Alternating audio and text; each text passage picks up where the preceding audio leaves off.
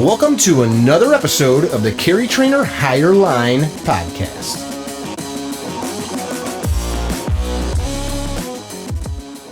Hey guys, welcome to another episode of the Carry Trainer Higher Line podcast.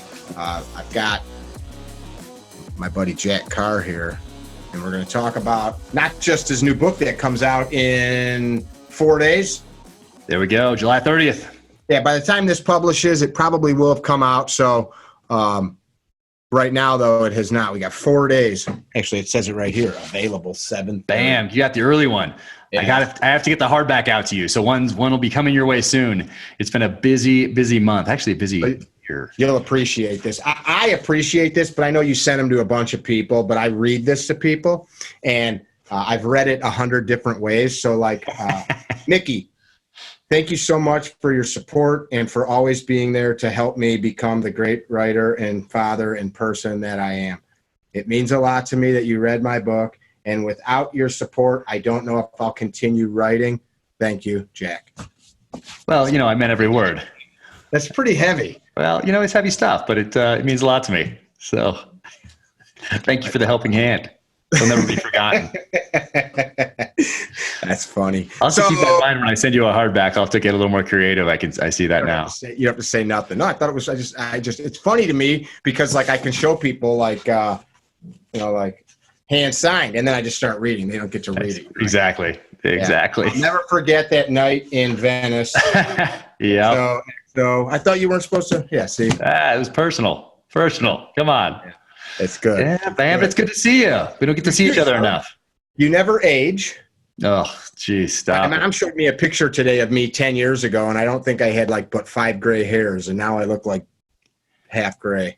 Well, you did the age app thing. Like, you were the first person I saw with that when that came out a few weeks ago, and you were the first one. And I was like, oh, but I didn't quite get it at first. I'm like, wait, who is that? Is that a relative that's just really, really strong? Like, he's just really old and like super buff.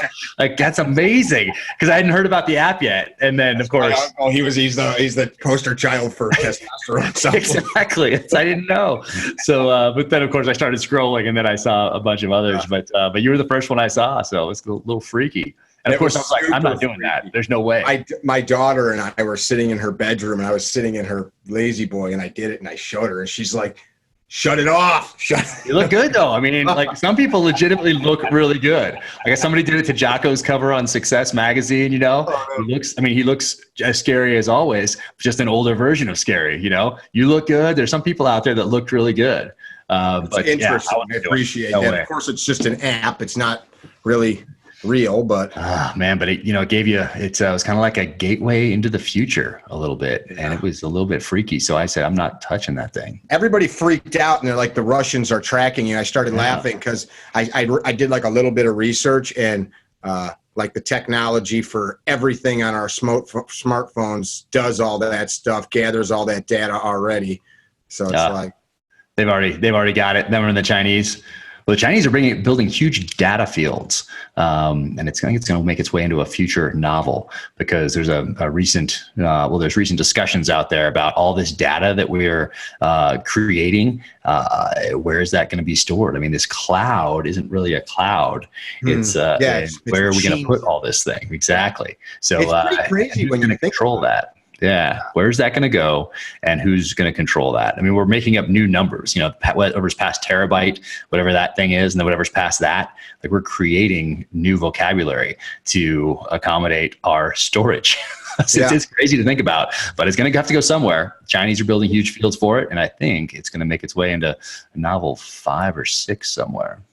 It's kind of the whole computer storage thing is created, or maybe it's analogous to, like, people say it's just the internet when they talk about bad behavior on the internet. But in my opinion, it's just people being people, but the internet allows them to not get punched in the face. Exactly. Like I was with my mom today. We went out to breakfast, and she had an old family tree that I made in grade school for some project. And she just got back from Europe visiting a bunch of relatives and was showing me a new family tree that she'd worked up. And like, some of those people, all we have is like a picture or a name or maybe a birth certificate or some trinket. Now we have like me and you both together, if it was all put on paper, it'd be a house-sized pile of shit that we've collected. Not bad, but like the photos, the everything. You don't have to get rid of anything. And now, like you said, these fields of information, like my email, I scrolled through there the other day, killing some time waiting, doing some traveling, and I'm like deleting junk, and it's like there's thousands of emails I've never checked that went to a spam trap of tire sale at Sears. And oh yeah. Oh, it's crazy. There was something, I forget what year it was, but it was soon after the iPhone debuted, and it was soon thereafter where the amount of photos taken that year were more than were ever taken in the history of the world combined. Yeah.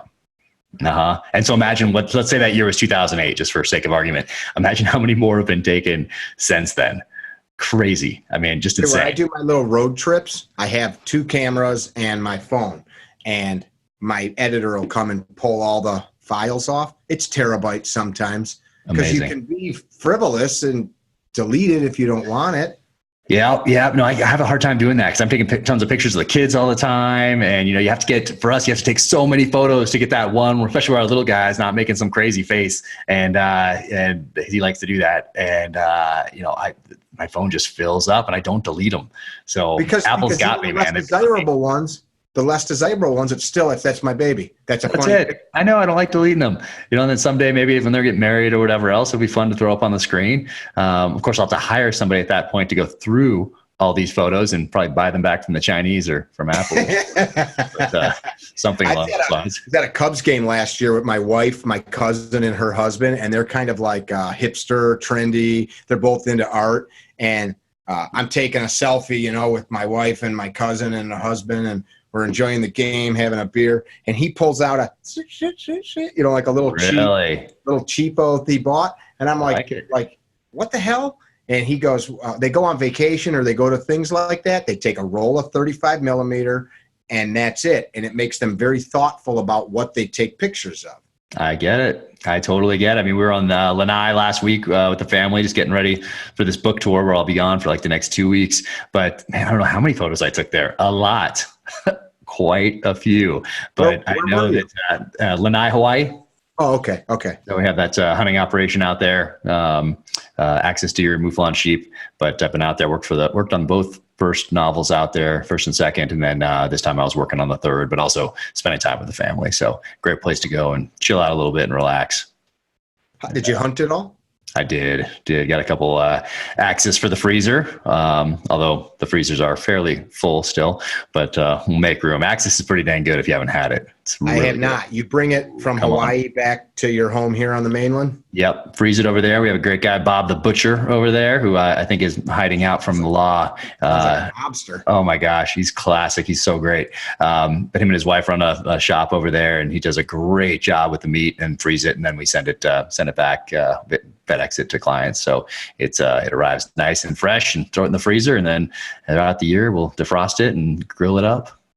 Fantastic. What's Axis taste like? What do they eat there? What's their diet on the island? So it's just eating the grasses. I mean, they were a gift to King Kamehameha back in the 1850s, and they were put on most of the islands. But people go to Maui typically to hunt them, to Lanai to hunt them, and they flourished. They came from India, so there's no tigers in Lanai eating them. So they just flourished out there. So they're like rabbits. There's probably about 15,000 of them. Predators of any kind besides man, right? Exactly. Yep. Just us. So they're all over the place, which is great because the winds are tricky out there, especially for bow hunters. So for bow hunters to go out, they get a lot of practice stalking. And if they mess up a stalk, it's not like it's the only one for the year. With 15,000 of them on the island, they'll get another opportunity. They'll get another opportunity to mess it up.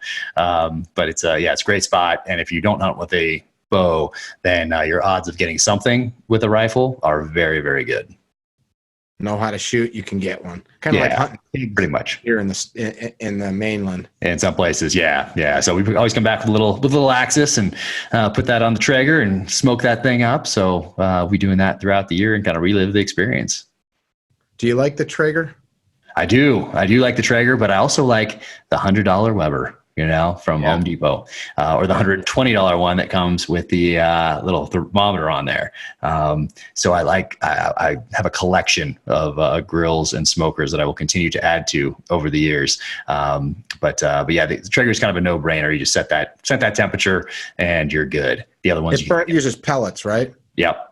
Yeah, and you set the temperature and it regulates it for you. Whereas the other ones, you kind of got to figure out, got to experiment with a little bit so you get good with them, like the Green Egg or just a Weber where you just crack it a little bit. So yeah, but it's good to go. It's good. That's a local company. A really nice wireless thermometer that I can look at from inside the house, so that I don't walk out there and I'm down at 90 degrees. Because I use a regular good old fashioned wood burner. Nice. Who makes yours? Mine's a Weber. I think it's called the Smoky Mountain. It's like that's it. The shape of like a pill. Yeah, those are awesome. 4 feet tall. Yeah, I've had the thing for 7 or 8 years and fed a lot of people off of that thing. I can probably do 25 pounds of meat on that sucker if you're judicious in how you place it on the different. I know you are quite the chef. See you on Instagram. I'm following along. I'm seeing you chop everything up, and it looks delicious. Makes me hungry. I'll feed you. Next time you come over. Come on down. You got to come down here and do a class so I can jump in on it. 'Cause my skills are atrophying, I think. They need to get. I doubt it. I doubt it. I'd come do a class out that way. We've get out to the west quite a bit. The closest I've been this year is Pierre, South Dakota. Oh, nice. Okay. Yeah. Because you're driving everywhere, aren't you? I go some places, like I just was in Washington. That'd be insane. That's, 2 days if you drive straight through. So that'd be a whole week just getting to and from. Right. If I can't get there in a half a day, then I fly. Okay. Because it's just too much time away from home. Like I just went to Philadelphia last week, just a little west of Philly. That's like 11 hours. You leave here bright and early before city traffic and roll into town at supper time. Oh man, that's still pretty brutal. We have a 6 hour. My wife, when I say we, I mean my wife has a 6 hour limit on driving now, because we used to drive from San Diego up here to Park City, and that's like 13 hours. And after doing that so many times, she's like, not anymore. Now we live here. We live in Park City. It's a great blast off place to explore the rest of the West. But if it's over 6 hours, we're flying, which kind of got me in a little trouble when I didn't know that there was a difference between Lewiston and Louisville, Idaho. So there is a difference for those that are curious, and one of them is the start of the Snake River trip, which I thought was 2.5 hours away. And the day before, my wife's like, "Where are we going?" And I was like, "Oh yeah, I planned it a year ago. We go to this place and we're staying there the night, and we go on this river trip." Yeah, well, it was like 9.5 hours away. Yeah, and there's a direct flight. We drove. Yeah. We drove. No. Just did it, but that's but now I'm not allowed to plan summers anymore, because I've proven that one, I pack them with too much, and then I make little errors like Lewiston and Louisville. Who knew? I got a brother-in-law that used to say, "Don't try to have a whole summer in one day." I like it. I wish you told me that a year ago. It was a great summer, but we were busy. I mean, we were on the move for most of it. I like to do a river trip every year because it's that and hunting, like going to the bottom of a river canyon and spending a few days down there with the family. You have no choice but to not look at your phone, because there's no service, right? No cell, no Wi-Fi. So you can't do the old, I'm paying attention, I'm with my family. Oh, hold on 1 second. It's got to check something real quick. Just 1 second. It's not even an option. So, and these days with just connectivity and the way things are going with the book and everything else, it's hard for me to put that phone down. So this forces me to do that, and also forces the kids spend probably too much time on their devices as well. So it forces us all to get together and do a river trip and be together in nature. And river trips, it's not like backpacking where you're putting it all on your back and then hiking somewhere. Like, it's on a raft. So you can bring wine, you can bring beer, you can bring good food, and it's just awesome. So I try to do one of those every year. So we started the summer off with that, then moved into a ranch thing for my dad's 75th birthday. So we did that. And then we went out to New York for a little bit. Then we went to South Africa. Last time we talked, I'd just gotten back from South Africa, I think. And so the same place where I was doing the anti-poaching stuff asked me to invited me back with my family. So I went back there and got to show them South Africa and check out the rhinos. We darted a rhino, which was crazy. Put microchips in the horn and under the skin for tracking purposes. Got DNA, so they can use that if something ever happens to it. Just helps build the database for South Africa, so they can track all the rhinos there. And if something happens to one of them, they can find out where it goes and use that as part of a prosecution against some of these illegal syndicates. So did that. Then what did we do? Then we had Thriller Fest in New York. So we came home, family continued on. I stayed in New York for Thriller Fest and then some meetings at Simon & Schuster after that. And then, it's so crazy. Then we came back and went to Lanai. Well, I gotta take a breath every now and again. So next summer, my wife is in charge of planning the summer, and it's not over yet. Book tour is about to kick off, so it's crazy times. How long will you be gone on the tour? I think it's a 2-week tour this year. I have to look, but it's usually you get about 1 week. But this is I told them, hey, I'm all in on this. I figure that the publisher invested in me, complete unknown.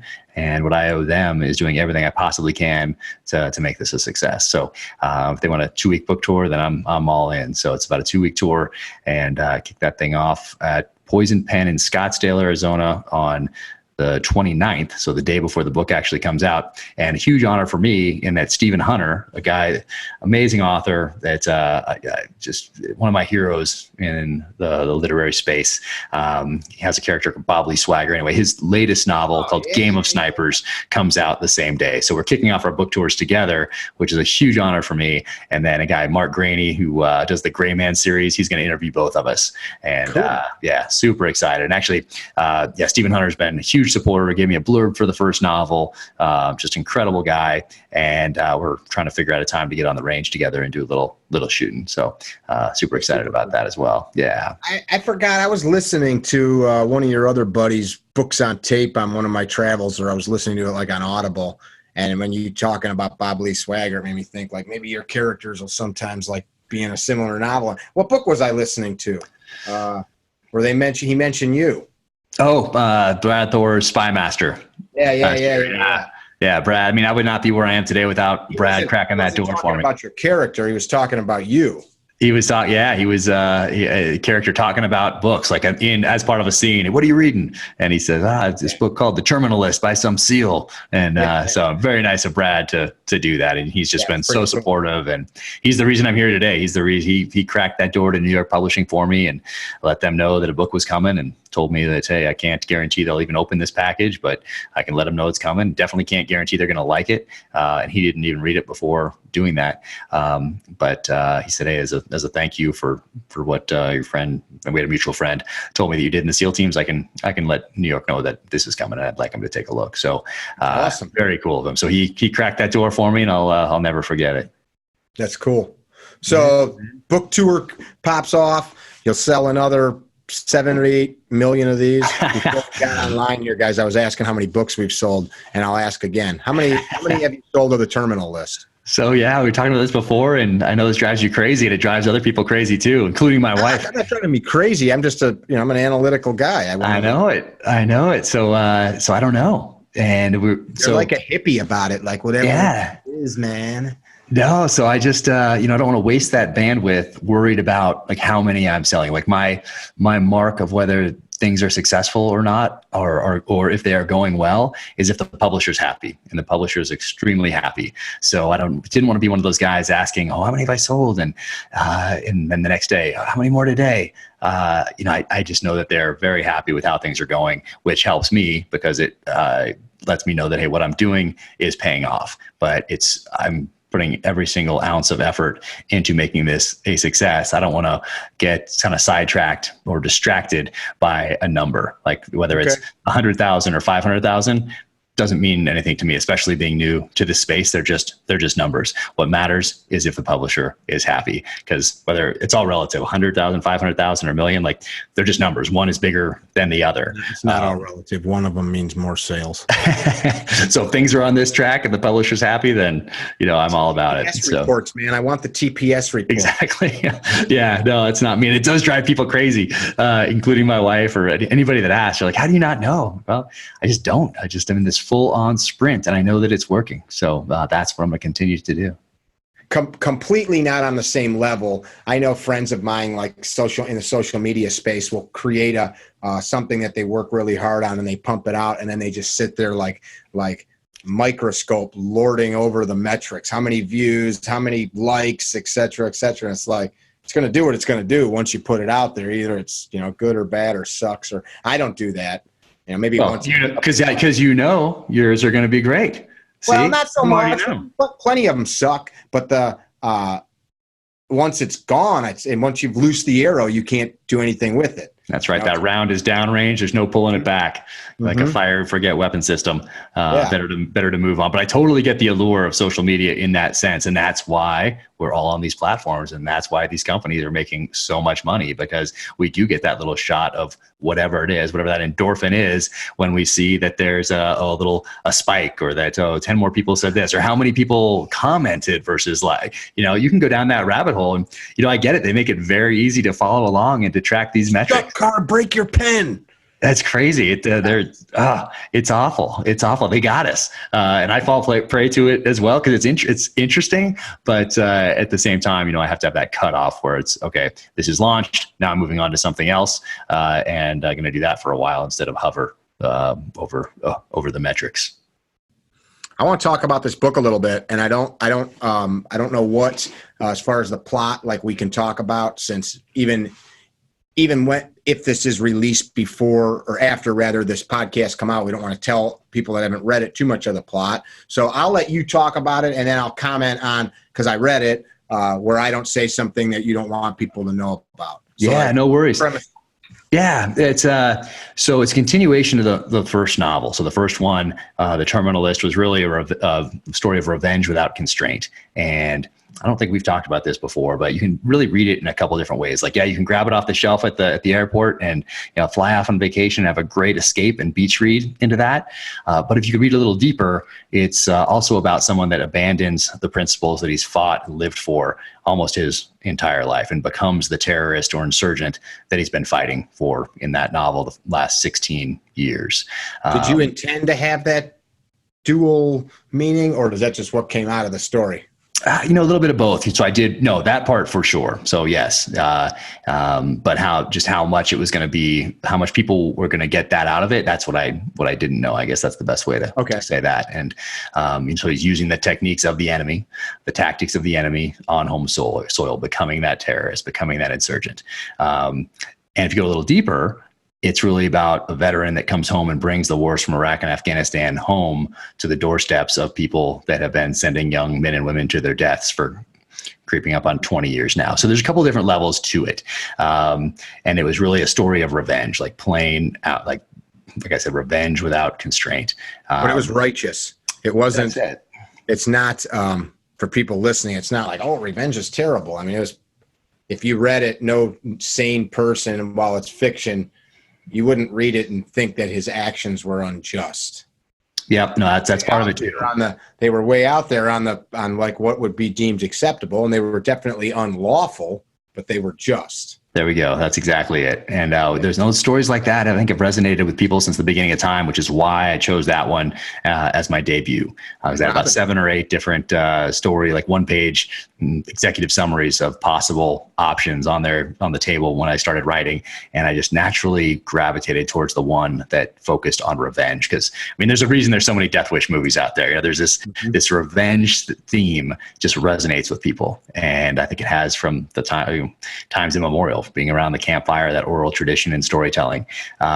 So that one, this is a continuation of that story. And I like to call this second one True Believer. It's a story of redemption, but it's a story of violent redemption. That's how I looked at this second one here. And it was actually inspired by something that happened to me in Iraq in 2006. And back then I was working as part of a covert action unit, I guess is the best way to describe it. And we were working with Iraqis, and there was one Iraqi officer that we were working with that kind of stood head and shoulders above his peers as a battlefield tactical leader. And it was right about the time of the Golden Mosque bombing, which kind of sent the country spiraling. Well, it was already spiraling down, but even more so with the Sunni Shia rift really coming to the forefront again. And years later, I got word through the grapevine that this guy had disappeared. And I thought, you know what if I was to make this a lot more interesting and have a character like this, like the guy that I got to know in Iraq? What if I had him resurface in Europe with the skills taught to him by U.S. Special Forces, by U.S. intelligence services, but disgruntled by the U.S. leaving in 2011. And now, essentially, he's using those skills taught to him by us against us, this time in Europe. So that kind of gave me the spark for True Believer. And that's where the action really kicks off in this second novel. I think the beginning, and I don't want to say anything, but the beginning portion of it, because it was like, for me, it was kind of like, made me think of like Huck Finn, like just off alone, the great unknown, him when he's traveling to get to where he's going. Right. Like, of course. And then he's got this whole beautiful romantic scenery happening, and at the same time tore apart as to why he left the States to begin with. Like, yeah, no, exactly. So I didn't want to just do it because the first one was so successful. I didn't want it just the second one to be a carbon copy of the first one and just take that theme of revenge, a novel of revenge, and just pick it up from being really U.S. domestic type story and drop it international and then call it a new story, call it the second novel. I didn't want to return to that well. And then I also thought it would be a little disingenuous to deal with what happened in the first novel because it was so traumatic, losing his family, losing his troop, and then taking the actions he took to bring those people to justice, while at the same time thinking that he's dying as well. I didn't think I could deal with that in a paragraph. I thought that would be a little disingenuous. And we're all on journeys. And if we study mythology over time, we find that cultures have similar mythologies, even cultures that never talk to one another. And I was introduced to Joseph Campbell back in 1988 through a PBS series he did with a guy named Bill Moyers called The Power of Myth. And there was a book that came out after that titled with the same title. But his seminal work is called Hero with a Thousand Faces. And it talks about this. Cultures that never had anything to do with one another, they had similar mythologies. And they had this reluctant hero that was put to a test, tested via some sort of a crucible, and emerged transformed on the other side. And that was back in 1988 where I found that. And I at the time I wanted to be both a SEAL and then eventually write fiction in this genre. So it was something that I was thinking about for the first novel, for the second one, for this third one I'm just finishing up now, and for the fourth one that I'm about to start here in a few days. How do you have? Good Lord. It's crazy. Yeah. A lot of balls in the air. It's good stuff though. Good problems to have. I feel extremely fortunate. But I wanted to take readers on that journey of transformation with the protagonist, James Reese. And in leaving the military, a lot of guys have a hard time leaving the military or anything that's kind of high intensity where you have a mission that's greater than yourself. I see it here in Park City with Olympic athletes. I've seen it with some of the professional athletes that I've gotten to know over the years. But taking that step and turning that page and doing something new, it's hard for people to find that next mission, to find that next purpose. So the protagonist of the story, James Reese, needs to find that for himself. First, he needs to learn to live again, and then to find that next purpose, find that next mission. And as he's finding that in this story, then the government tracks him down and needs him to find his former friend, this Iraqi officer, based on the guy that I knew in Iraq, and track him down to complete a mission. And so they hand him that next purpose in life, and off he goes. So that was kind of the basis for all that development up front. And I wanted to really add a little depth to this as well. I thought that was important for this next novel, to develop the character a little more, multiple characters a little more, and continue them on their journeys. He's a cool cat. He's also got a great amount of compassion. There's a couple cool stories in there, which I don't want to talk about or say, but he ends up in the Dark Continent, right? You bring in the Selous Scouts into the story, which is super cool. Did you ever end up connecting with my buddy David? I've meant to. We did initially, and then I wanted to send him this book, so we'll do it again. And I have it, just recently on one of these trips. I need to get more organized, but I have notebooks everywhere, notes on my phone, emails to myself with notes in them. And just recently I saw that again that said to get in touch with him. So I will definitely do that, send him this. And then there's some tie-ins in the third novel as well that I think he might be interested in. So I want to pass that along to him as well. So you shared with the reader, the listener, depending on how they consume the book, a lot of truth about the ecology and the raping, really, of some of the animal population in Africa for the poaching trade, ivory. And I think a lot of people in a lot of the world understand how deep that problem really is. And like the drug trade or illicit sex trade, it wouldn't exist if it wasn't for people in free society consuming this stuff. Exactly. It's the demand. And so I'll go back a little bit and say, so I always, when I started down this path, I knew I was always going to write 2 books. And if the first one didn't make it, I was writing a second one for sure. So I started writing this one back in the summer, fall of 2016. So I went to Mozambique, was there on the ground, and the camp that I described. Yep. Exactly. So is that the camp that I describe in True Believer is the one that I went to in 2016. I got to talk to the professional hunters out there, the trackers out there, understand, or as much as I could anyway, the situation on the ground, take pictures of the rock, the trees, that sort of thing, and just really get in tune, as in tune as you can in a 2-week period with what was going on out there. And so in that particular area, there are Chinese mining operations, and some are legal and some are not. And of course, it's Africa. So even the legal ones, I mean, who knows what money changes hands where to get what permits to be able to do what with the land, and is it something that's sustainable? Who knows? Depends on whose pockets are getting lined, but probably not. And all the workers in these mines, whether it's a natural resource of some sort, whether it's timber or mineral, whatever it is, need to be fed. And the snares that get put out don't know the difference between a baby lion and an impala. It kills them regardless.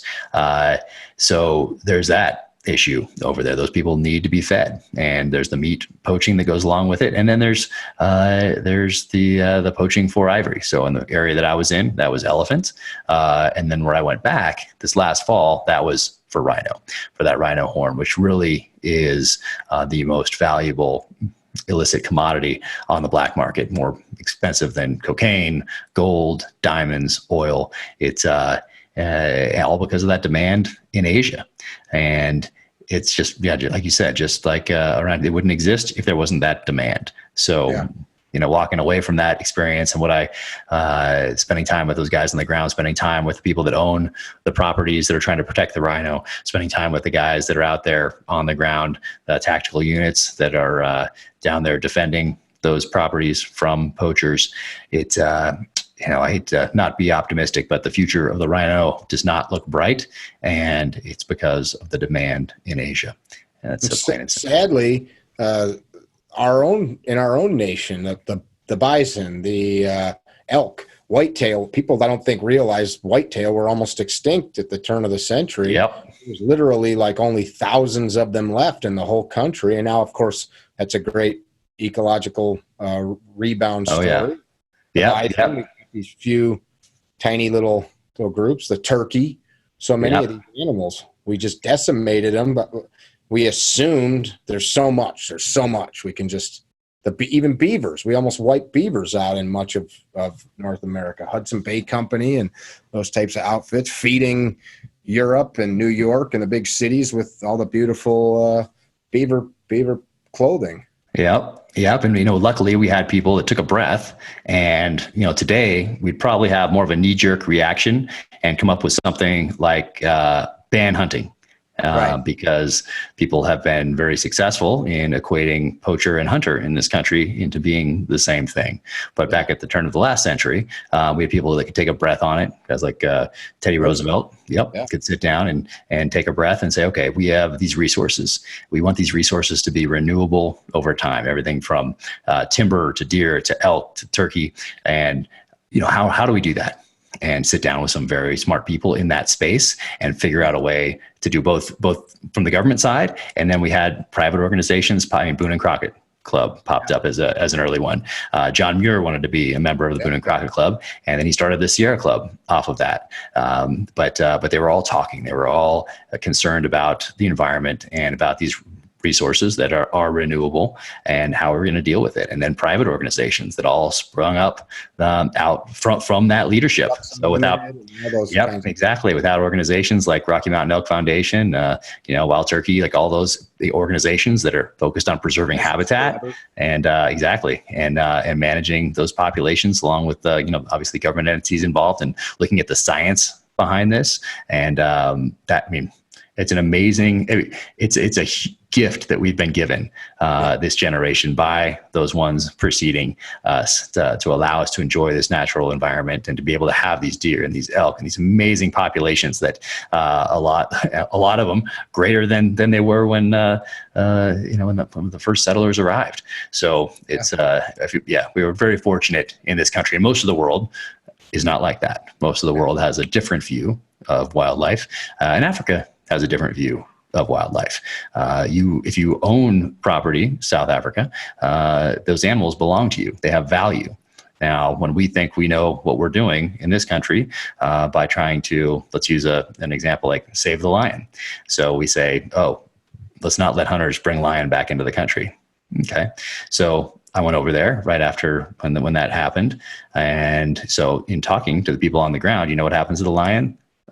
Lion has no value. Guess what? You sleep with your wife and your children in a little, for lack of a better term, hut right next to where lions live. And guess what you also have? You have livestock. And that's how you feed your family. That's how you make your living. That's what you sell in the local market. So what are you going to do? Are you going to save those lions so that someone in New York can have a latte and say, look what I just did. I saved this lion. Or are you going to kill that lion because it's a threat to your family and to your livestock? Well, over there on the ground in Africa, that decision is easy. You save your family and you save the animals that have value that the lions are killing. So it's a little more complicated than some people might make it out to be. And we need to be careful about making decisions up 10,000 miles away from the people that live it every day. I've got a friend that's on the board of Safari Club, and we had to talk about it. He goes, I have no desire to hunt certain game. It doesn't satiate anything in me, but I guess I am a little judgmental about it. But what you're talking about, he and I've had great discussions on, and he'll explain, Mick, you look on the internet or TV and you see a documentary about these beautiful vast spaces. And what you don't know is those animals can't leave it. It's like a large zoo, like you're talking about. And there is only so many predators and prey, and they need to sustain these populations, and somebody's going to shoot and kill them, or they'll eat them, just like whitetail do here in urban areas, eat themselves out of food. And it's a human encroachment factor into those areas. And that's pretty interesting. Yeah, anywhere there's humans and wildlife in the same area, there will be conflict.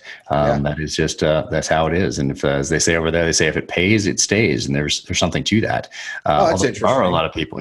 Although there are a lot of people that are preserving the rhino just because they are so emotionally involved in it, where it doesn't make sense to them financially. Like they will lose money on it, but because there are so few left, and they know that these are some of the last places on Earth where these things exist, that they lose money on it, and they want to protect it because they know that no one else is really doing it. No one else will do it. And do you know how many are alive in the wild? I have to go back. I did research it when I was over there, but not many.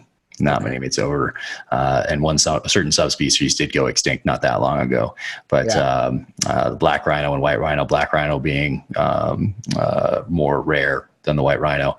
But even with those, what people don't understand is that when they get to a certain age, they stop breeding, and then you know what they do? They start killing the young rhino. So now you're preserving this. You're losing money by putting money into your force to protect these things physically. You're paying for gas for your helicopters to do patrols during the day. You're doing night patrols and day patrols randomly with vehicles. You're paying for a vet to take care of these things when they get sick, because they do. And now you have an old rhino that killed 3 young ones. So what do you do with that older one? You kill it. That's what they do, because it's going to kill more rhino. So they can either have a hunter come in from Europe or the United States and pay close to $500,000 to do that, and then put that money back into the veterinary bills, into the tactical units that patrol that land, or not, if they're not allowed to by people in the states that think that they're saving these animals by banning hunting. So it does get a little more complex than a bumper sticker. It's not a Disney movie. It's not a Disney movie. No, it's not a Disney movie. As we're talking about this, I'm thinking about I'm going to say our side of the ecology, political spectrum, and you and I are probably a little more broad thinking than a lot of people, but it's like I hear folks all the time, I shouldn't have to buy a license to hunt or fish. I shouldn't have to. And folks don't understand that with like any law. I've got some constant people that kind of comment on stuff online that are anti-federalist kind of people. We don't need a constitution, or we have this Bill of Rights says it all, but they don't get that not everybody cares enough about their neighbor not to tread on their rights. And there's so many people that you go to like a local fishing hole, and what do you see? Bait canisters and balls of mono left on the shore and beer cans. People don't give a shit. And so we have to create laws to stop, in hunting regulations, to stop all of the idiots from just ruining things. And it's unfortunate. It'd be nice if we were all caring and like John. Yeah. Well, we also, hunters, fishermen, voted in a tax. Yeah.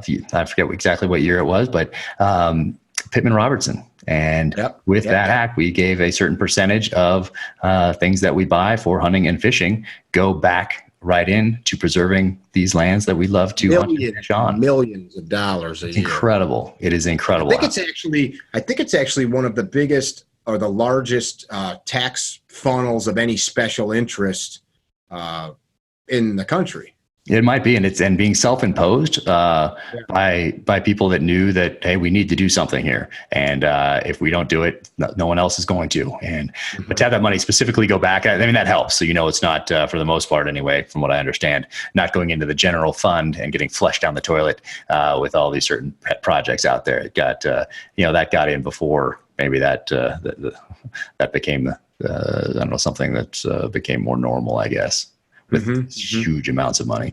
So I get it. But yeah, buying your hunting and fishing license, I mean, that people should want to do that every year. Whether I'm going to hunt or fish, I do it anyway, just to have it. Just to have it so I don't scramble at the last second, and then two, because I know, hey, that's almost the least I can do. So doing that and joining some of those organizations that are out there that are so focused on whatever it is that you hunt, and it's doing more than just, like, Rocky Mountain Elk is doing more than just preserving, helping the elk population. I mean, it's the habitat, exactly. Yeah. Buying that land, restoring that land. So it's there's some amazing people out there, some great organizations, and when you really get down into it, that kind of give you hope for the future. I think you can say that. Yeah. I've traveled. I mean, I think, what is it, like 40% of the West, something like that, is BLM land. I forgot the exact. It's a large number. Yeah. Whoever's listening, if you want to Google it and look it up, and don't tell me I misquoted it, because I'm telling you. But it's a huge. If you look at, like, if you just pull up a map of the United States and look at nationally or federally owned land, it's these huge swaths, and people have like a hard time with it because they're like, well, like, why? But it's our land. We can go walk on it, shoot on it, and camp on it, enjoy it. And it's such a lot of it's desert and brush land and scrub, but there's millions of acres of land that we stopped from being tore up and trashed. Unfortunately, the heartland here where I live, I love it, but it was never meant for all the grass to be stripped from the earth and bare soil to be tore up every year. Interesting. You know what I mean? Yeah, I've heard a little bit about that, nutrients and the foods that are being produced with that, and the whole. Yeah, the Dust Bowl came about. I mean, that was a big portion of it. Is we tore all of the prairie grasses off, and nothing held that dirt down. Of course, a bad drought aided it, but we unchecked sometimes just get a little carried away with stuff.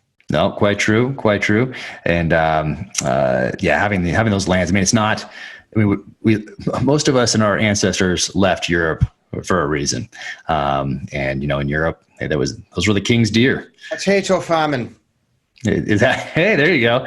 That's it. So, obviously, your relatives came over for a reason, and but it wasn't was the king's deer that you were after, or if you, and sometimes you had to poach, but yeah, a little different over here. Now it's the animals here and the land here. This is our land, the citizens of this country. It's interesting you say that. Recently, I posted a little video of my dog chasing a wild turkey near me, and I called her back to stop her. She had her chicks chasing her, and one of them hunkered down in the grass where we were at. It was a field next to some wood over here. And my dog was nice. Chick was, tiny. So I picked her up and took her back by where I saw their nest. And a friend of mine said, you should have kept it and raised it. And I'm like, well, one, that's illegal. You can't take There's a city ordinance against that? City ordinance? Against that? Yeah, you can't do that. Yeah, you can't collect protected wildlife and raise them. That's a crime everywhere, not just But he said, sorry, the king's bird. I said, no, it ain't the king's bird. It's our bird that we've decided that you can't just collect them and do as you please with it. Like, there's a reason that those laws exist, and I think for the most part they are good. Yeah, agreed. Back to your book. So the Selous Scouts, a lot of folks think that various units around the world were like the first special operations unit. Talk a little bit about the Selous Scouts. Yeah, so I was kind of enthralled with them early on in life, reading about them in the pages of Soldier of Fortune magazine in the 80s. And I think that magazine actually came out in the 70s, maybe late 70s. Robert K. Brown, former Army Special Forces guy. But after Vietnam, there were a few little hot spots around the world, and one of those that they talked about were the Bush Wars. So starting in the late mid to late 60s, and some of them not stopping up until the mid 90s.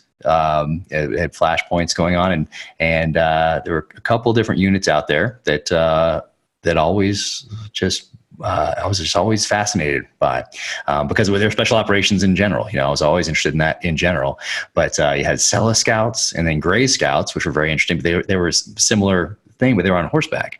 And of course, you had the Rhodesian SAS, and the model from British SAS ended up in Australia, ended up in New Zealand, ended up in South Africa. So you have these different special operations units popping up all around the world, really. And one of those was the Selous Scouts. And they did, I'm not going to pretend to be that they never did anything wrong, but they did these things, pseudo-terrorist operations that they would do. And at times, I'm sure they crossed a few lines there, doing some things that they could use to their advantage to give them the opportunities to go after the people that they knew they needed to go and put down. But they're most famous for their tracking and man tracking, and that what they learned doing that on the ground in Africa has really, I don't think, ever been duplicated elsewhere. I mean, we have man tracking schools around the world, but what they did then, it's amazing. It borders on the spiritual. And I think that's because of where it was in Africa, where you had people growing up that first learned how to track wild game because they had to survive, and that then became part of these units that then tracked people and had to do so in a way that they couldn't just have their head down and then all of a sudden pick it up and then be staring down the business end of an AK. They had to do it what we would call tactically. So tactical tracking. We had to be out there, and you had to be on the spoor, on the track, but also ready to engage, and also and also knowing when that person that you are tracking might be doing some counter tracking, some countermeasures, because they knew that you were the best in the world and that you were on the track. So it's not just chess. It's like three-dimensional poker essentially, and putting your guys out there on the flanks, moving in conjunction with the trackers that have to have their head down, but also have to be so psychologically engaged that they're anticipating their enemy's next move, essentially. So it's not just the science of it; it's the art of it. And I've always been fascinated by both the science and the art, but more so the art and the psychology of tracking, which is what I was after when I went to South Africa this last time. I got to talk to some of the people that were involved in some of those units. So there is a body of work out there on it, and you find more of the books on the Selous Scouts and Gray's Scouts in places like South Africa, like Great Britain, like Australia, like New Zealand, where you go to the bookstores and the shelves have a lot more to choose from in that respect that you won't find at your local Barnes and Noble. So an amazing group, an incredible history that I wove into some of the story of True Believer. Yeah, it was very interesting reading it. I'm fortunate. Read Daly, the commander and founder of that group, his son's a good friend of mine, and he'll send me occasionally like old pictures and stories and such. They're in shorts, like in shorts and flip flops out there with the. Yeah, they were Spartan, man. Like amazing. He grew up out with his dad in the bush, and like they ate what they found and killed. They didn't have the material support like modern troops have around the world, where supply chains of things coming to them. They just had to scavenge, steal, find, and of course they had munitions and such. But this wasn't that long ago. No, it was not that long ago. When we think of World War II, I mean, that wasn't even that long ago, but particularly the mid-late 60s, 70s, early 80s, like that was not that long ago. A lot of the guys are still around. And, if you had those little short shorts and, have some experience with short shorts from going through buds. So very, very similar to those UDT SEAL shorts that we still wear in training, which are, they're god awful shorts, not comfortable. No way, man. I never wore a pair of those, but one of my Ranger buddy gave me some Silkies a few years ago. I talk about those in the book too. I know. I noticed it. I feel like right now I've got pants on. I want my Silkies on. Oh, some people love those Silkies. They're always a little short for me. I can't get enough of it. Oh, geez, they're making a comeback. I see people online talking about them. They're selling them again. Trainer model. I'll send you some. Oh, please don't. They're so good. I've got my legs so tan, bro. That's like the one thing that the one positive of wearing those things. But no way, they're super comfortable. You get in the water, they dry right off. That's a good point. Yeah, okay, another positive. All right, I guess you're bringing me around. See, I'm open-minded enough to change. So, what? I can do the splits in them. No material. Yeah, I don't want to see that. And on my bicycle, the wind blows. Yeah, they're true. It does that. But some of those pictures of those guys wearing those things, and they weren't Silkies back then. Those guys weren't wearing the Silkies yet. Like technology, exactly. Yeah, the technology had not evolved to the silky. They were just very short cotton or short canvas, shorts. But yeah, flip flops and an FNFAL, and bam, off they went, and that was it. So they had to be very tactically sound. They didn't have night vision. They didn't have IR lasers. They did have aircraft overhead. They did have helicopters at times. So a lot of the insertions happened via helo. But they did not have what we have. And those helicopter pilots, I don't think, were flying at night yet. But they certainly didn't bring all the things to bear that we do today, which is interesting. So the first part of the novel, I'm sure you noticed the True Believer quote that I tried to attribute it to the right person, and best I could find was that it came from an Army Special Forces instructor at some point after 9/11 at Fort Bragg. I know the one you're talking about. Yeah, so I used to read that to my guys in the platoon and the troop just to kind of frame who our enemy was out there. And I put that in the beginning of True Believer. It's kind of to frame the story. And it talks about how, well, here in special operations, we're always looking for that edge, right? We're always looking for that gear. There it is. We're always looking for that next piece of gear, that technology. We're also always looking to make ourselves better. Like, hey, what workout? Is it CrossFit? Is it Jim Jones? Is it, what kind of programming? What's the right carb combo thing that with the carb protein combo to make us, the most effective warriors we can possibly be? And that's wonderful. I think it's great to always be looking for that edge, always be making ourselves better. But it's also important to remember who we're fighting, who that enemy is. And this True Believer quote from this Army Special Forces instructor, I think really does a great job of encapsulating that by juxtaposing it to us and what we're doing when we're thinking about our next workout and what we're going to eat, and then going home and taking a shower and putting the feet up and watching the ball game and then coming back to work the next day. And it talks about how the only thing clean on our enemy is his weapon, and he made his web gear, because we're always talking about that next piece of gear. And we got some great stuff, particularly after 9/11, that we could set up, and some amazing gear, amazing plate carriers. And so talking about it in terms of the enemy making his own, eating essentially what's available and not going home at 1700 at the end of the day. He is Can home. I read it? Yeah, absolutely. Please do. So it says, somewhere a true believer is training to kill you. He is training with minimum food or water in austere conditions, day and night. The only thing clean on him is his weapon, and he made his web gear. He doesn't worry about what workout to do. His ruck weighs what it weighs.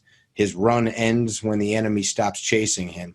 The true believer doesn't care how hard it is. He only knows that he wins or he dies. He doesn't go home at 1700. He is home. He knows only the cause. Attributed to an unidentified U.S. Army Special Forces instructor, Fort Bragg, North Carolina. Date unknown. And then you've got a cool picture of a frog skeleton. There it is. There it is. It's pretty cool. That's pretty Powerful quote. You can apply that to like anything. Like you're a salesperson. How bad do you want the sale? Of course, you're not. Some salesman's not like sharpening his pen before he gets to the contract table, but that'd be a dedicated employee right there. Yeah. That might be one. That may be what you want on your team, or maybe not. I don't know. Settle down, Francis. Yeah. It's possible. But yeah, that quote I thought really kind of really framed it, which is why I read it to the guys, multiple times in my platoon and troop, and I put it on the wall of the platoon space because I thought it really spoke to what we were doing. And sometimes like I'm definitely a gear guy, as you can tell by reading the novels and by knowing me. I'm always looking for that next piece of gear. Or I shouldn't say I'm always looking for it. I'm always interested when I find it. I guess these days. There's a few things that you talked about. I had to go Google them. Like, I don't even know what that is. Yeah. Nice. I guess back in the day, I was always looking for it because, the lives of my platoon could depend on having maybe that little bit of an edge, which is why I always went to SHOT Show, just see, because the private sector, for mostly, not everything, but for some things was a little bit ahead of what we were getting in the military, particularly in things that weren't cotton. Like we had cotton uniforms up till 2001, 2 maybe. Interesting. Yeah. So when I got to the military, it was ridiculous. I had spent some time in the backcountry growing up and in Alaska, and so I knew about layering systems and all the rest of it. And it was a shock to me that not just the people I went through training with didn't know. That's understandable if you didn't grow up doing that sort of thing and didn't take an interest in it. But people that were already there as the team that had been there for a while, like hadn't looked into this. I mean, I'm sure certain teams did, like Team 2 that was focused at the time on Northern Europe, and they were spending a lot of time over there working with our counterparts over there, specifically on cold weather warfare. So I'm sure they did. But my experience at my first team, I wasn't overly impressed with the knowledge as far as layering systems and how to operate in that kind of environment for extended periods of time. Really good at over the beach stuff, really good at, at the time, kicking indoors, although we weren't even great at that because we didn't realize that you had to get to that door before you kicked it in. So, using the MP5s like we saw from the British SAS guys in London with the Iranian embassy. That's a great HK commercial. And then what most local SWAT teams were using at the time, MP5s.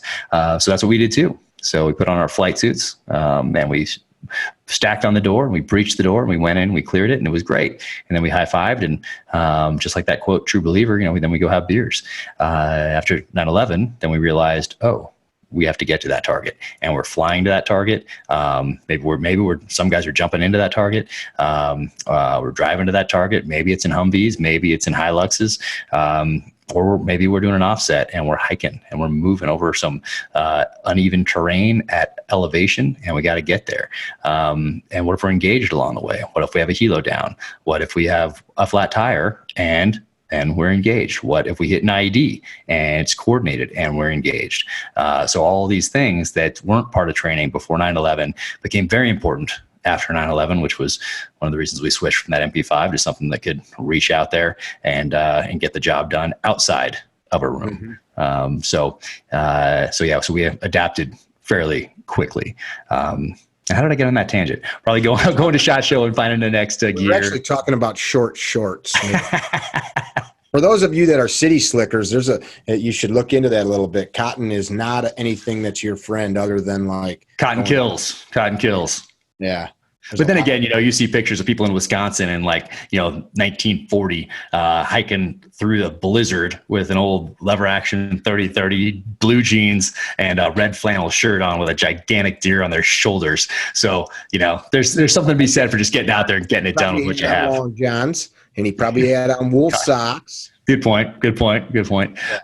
So yeah, there is something to be said about not getting fixated on the gear. I think it's very important to be aware of it and to stay up to date and evaluate what can give you an edge on the battlefield or in life in general or whatever you're doing. But also there is a danger of becoming fixated on things like that rather than just getting out and doing it. Kind of like with writing, like people will ask me, what books on writing do you read or would you recommend?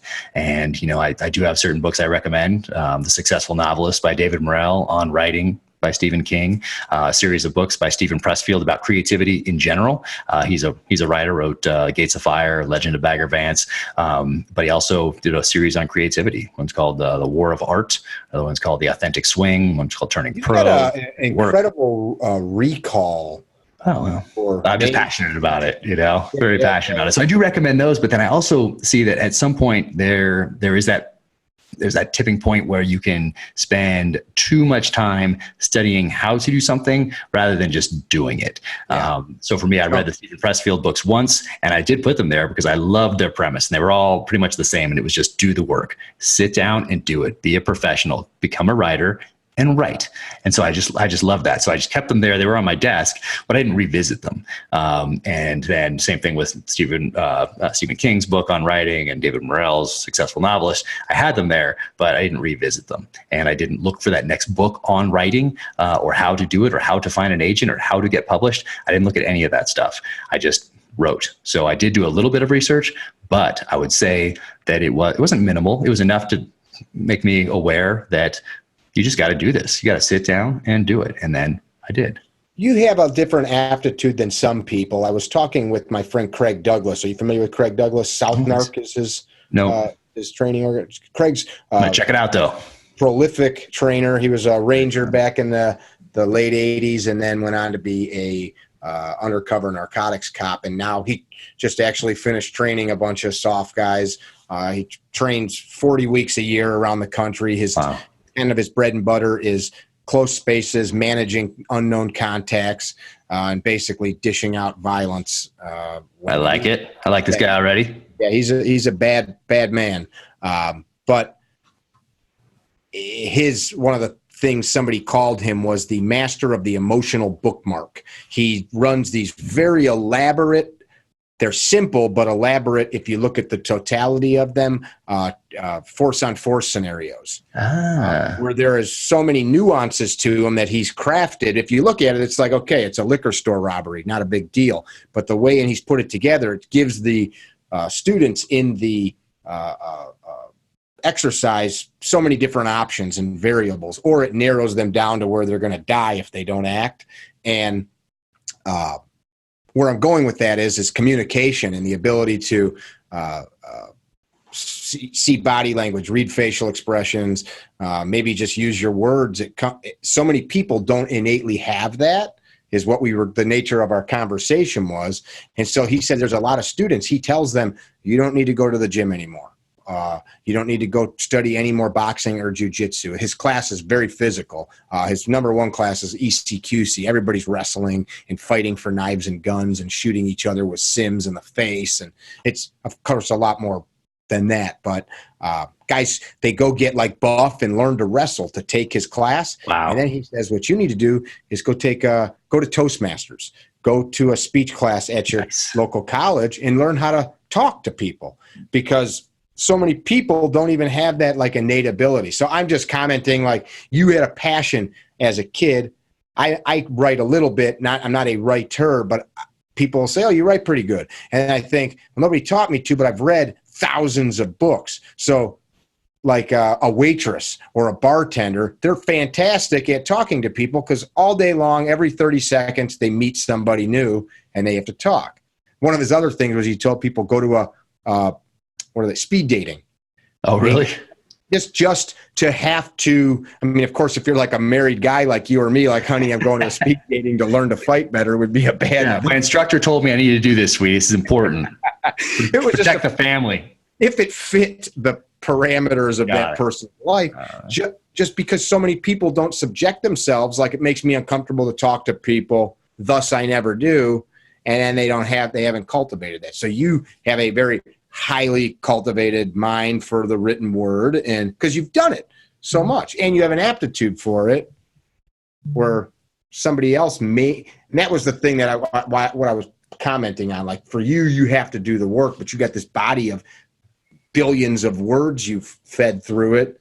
Like you say certain words to people and they probably look at you like, I don't know what that means. I don't know about that, the word, maybe every now and again, but not often, you know, but I'm trying to improve. I'm always trying to, you know, I don't like when I say perfect the craft, I guess that's what you're after, knowing you're never going to get there. And it's just an evolution and doing something better. Like I want the next book to be better than this one. I want the next constantly polishing and smoothing rough spots. Exactly. And learning, and evolving and adapting, just like we have to on the battlefield, because the enemy's always doing that to us.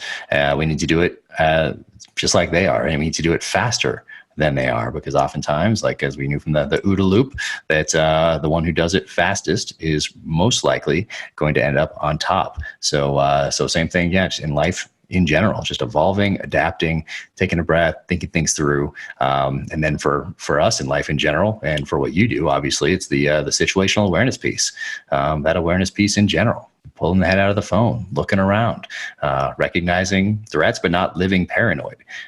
So there's all that. On that. Oh, did you? If we have, that's just, I haven't put it up yet, but yeah, it was the exact topic. It's, I'm making a t-shirt that says, do you even awareness, dude? That's or bro. Yeah, isn't it comma bro? Yeah, okay, bro. They're not verbs. Like, do you even mindset? You know, like mindset and awareness have become verbs for people, but like you got to be more aware. Like you just said, OODA loop, and I know you understand the totality of what the Colonel meant when he created all of that. Well, John Boyd. And he took him like 4 days to give that whole speech when he would sit down and give that brief, but we condensed it to a little picture, which he never, ever drew, ever. He never. Oh, he didn't ever draw it? I didn't know that. I wish he'd written a book about it. There's people that have written about him writing a book on it, and I think there are a couple grainy videos out there, maybe of him doing parts of it, but yeah, I've never. What I took away from it really, you know, was really the basic piece. And then you've seen some people take it to the extreme and add all sorts of insanity to it that I could never really understand. The point I was going to kind of key in on there, but you talked about that loop, and he never really even drew that out. But the point that you know, and I think people sometimes forget, is it's go faster in the right direction. And in order for you to like sit down and crank out hundreds of pages, you have to have this plan that you've thought out and that you can see. Like I can't just, or somebody shouldn't just go faster than the bad guy if they haven't done the work to put in good mechanics. That's right.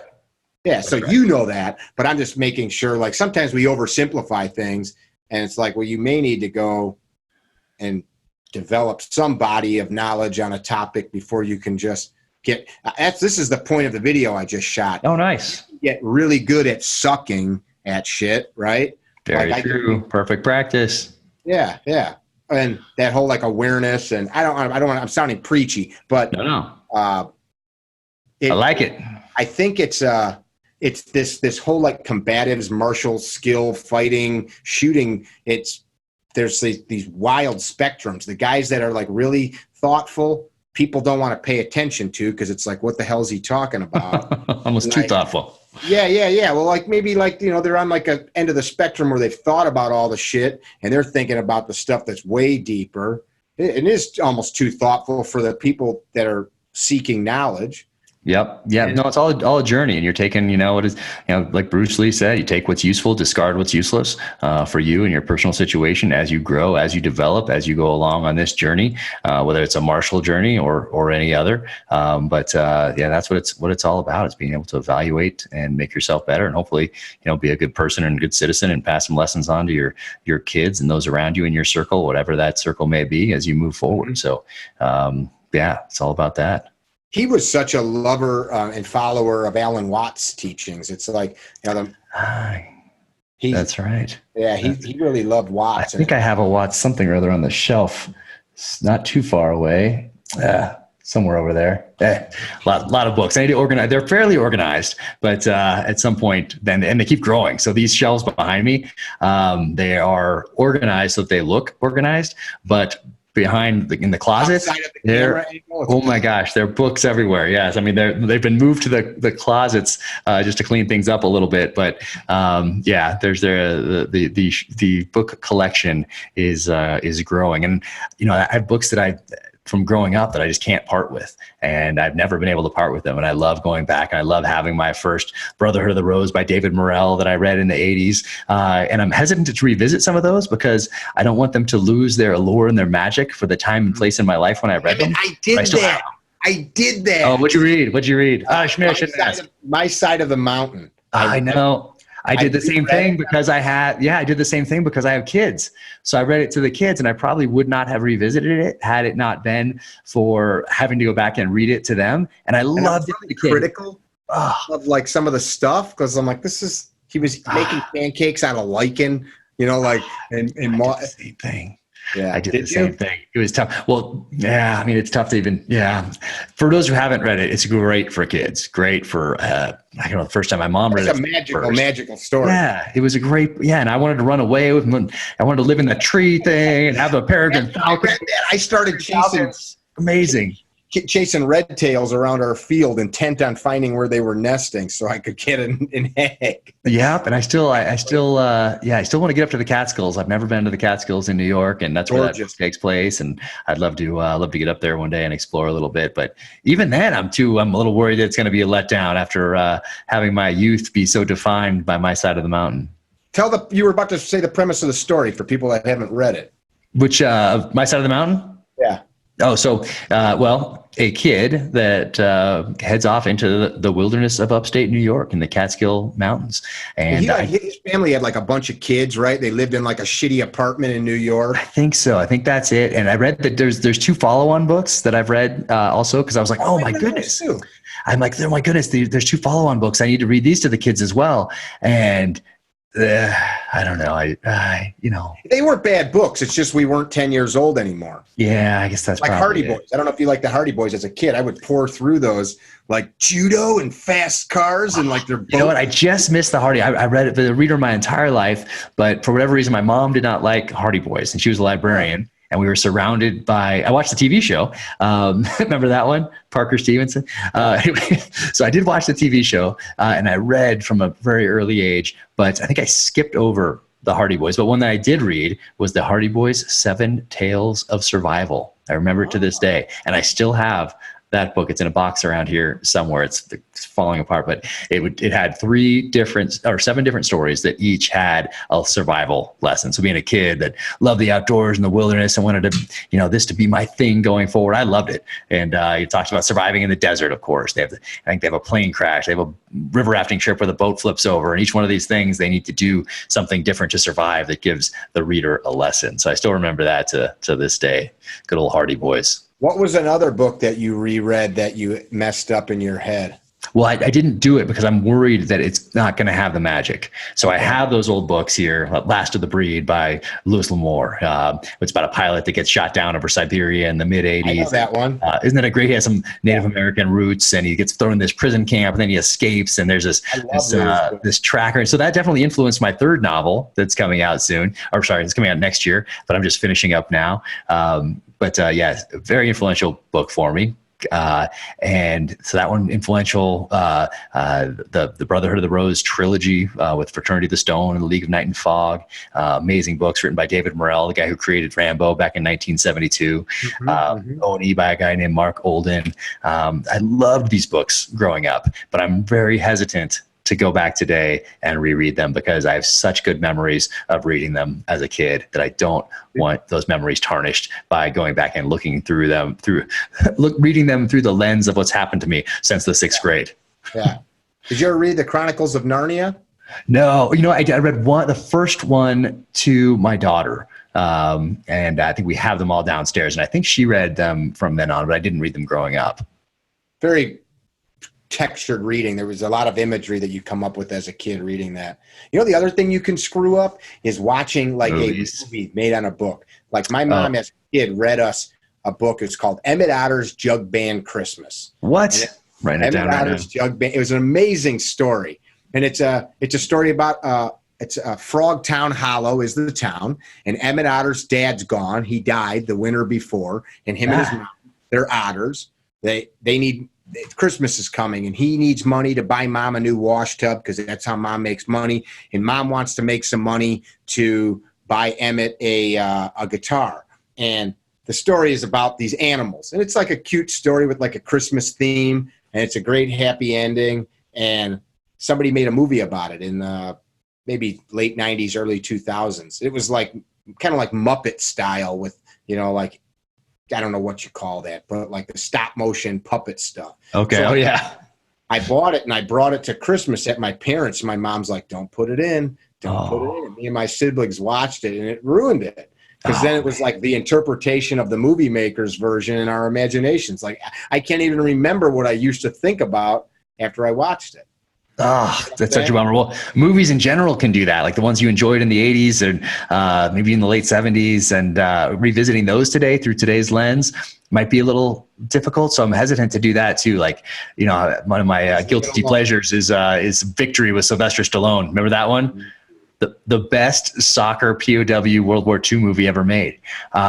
So like going back and seeing some of those with our kids today after they're used to the Avengers and stuff like that, it might be tough to go see some of those today or rewatch them. I think I could do it by myself. I could transport myself back in time to when those movies came. Like Rutger Hauer passed away the other day. Did you see that? Didn't know that. So yeah, Rutger Hauer passed away the other day, and he of course is in Blade Runner and Blind Fury and The Hitcher. I did see that he passed. Yes. Yeah, so he was in a bunch of those movies, and going back through them, it was amazing how many movies, particularly in the 80s. And he had a huge body of work from the 70s. He's Dutch, and so he started in Europe, and then worked his way into the States, and then but my experience with him for the most part was in the 80s, and thinking about those movies after seeing that he passed away. I mean, there was a lot of them. There was quite a few there in the 80s where he did a great job with them. So going back, and I want to revisit some of those in the coming weeks if I get a chance, just as a kind of little tribute to him. Seems like the lesson there is learning to appreciate things when they're good. You can't. Well, yeah, or not be too judgmental looking back. Like watching a movie about SEALs or about, like, I guess it's like a law enforcement movie with a cop, or a SWAT movie with a SWAT guy, something like that. Like it can ruin it for you. So I try not to watch movies that are about SEALs or special operations or whatever, military in general, and let some technical detail or the fact that someone saluted indoors and they weren't supposed to, or maybe who knows. I try not to let that stuff ruin it for me. And yeah, I think Army salutes indoors, Navy doesn't, whatever it is. Flags on backwards, that one's tough for me to get by. But then a lot of people in the military screw that up too. People put the flag on the wrong shoulder. I'd always, if I liked you, I'd tell you in the military. If I didn't like you, I wouldn't. Kind of the goofy thing is we sometimes we forget like that entertainment is meant to entertain. It's not to be a perfect recreation of reality. If that's the case, go sit outside an Army base and watch dudes run around. Right? Exactly. Yeah. You can stand guard duty for a few hours. Yeah. Or 12 hours. This is super boring. Can we go to like the cool part?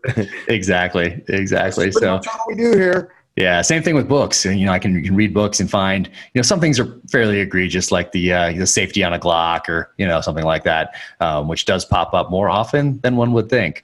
Because people just assume that all pistols have a safety that clicks on and off. So you do read that from time to time in these novels. But I try not to let it ruin the story for me as I'm reading along. Or I always tried not to. But if somebody got it right, it would always be like, they called it a magazine, not a clip. Wonderful. And in the first book, I use, of course, a politician that doesn't know what she's talking about, and she says clip, so that is by design that she says that. Yeah. But you dumb bitch. So I use it as a character development tool. But I gotcha. Yeah, I know you'd catch it. Oh yeah, I saw it. But I try to get that stuff right. Of course, I check things and I find out that some of the acronyms that I thought meant something for the last 20 years, in fact, meant something different. So I do check all those things. I forget what the one was from the first novel that I checked that didn't end up. That meant, it was like one word off. It was close, but it wasn't exactly what I thought it was. Okay. So I do check all that stuff as I go along, and then but really it's the emotions from the things that I did downrange that I can now apply to the pages of a fictional thriller. I think that's why the first one, and then hopefully the second one will be a success.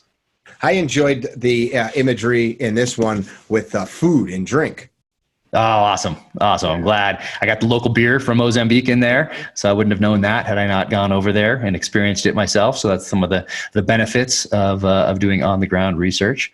And I'll do some more research here for book 3, because I'll be in edits on that one until October, but I'm going to head over to Russia at the end of the month and end of August and get some. I don't even know exactly what I'm going to get from it, but I know that I'll get something from it. Just like Mozambique, I didn't expect to get the beer out of there. I didn't expect to get some of these backgrounds that the professional hunters had.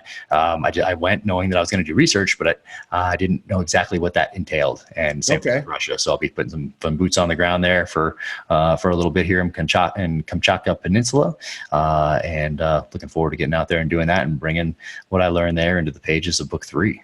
Neat. Not a bad way to spend your working time. Traveling. I feel so fortunate to be doing something that I'm so passionate about.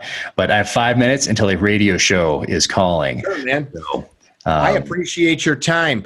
I've been asking people lately, as we close out these discussions, pass on some words of wisdom to the people listening, whatever it is to you, whatever's on your heart, brother.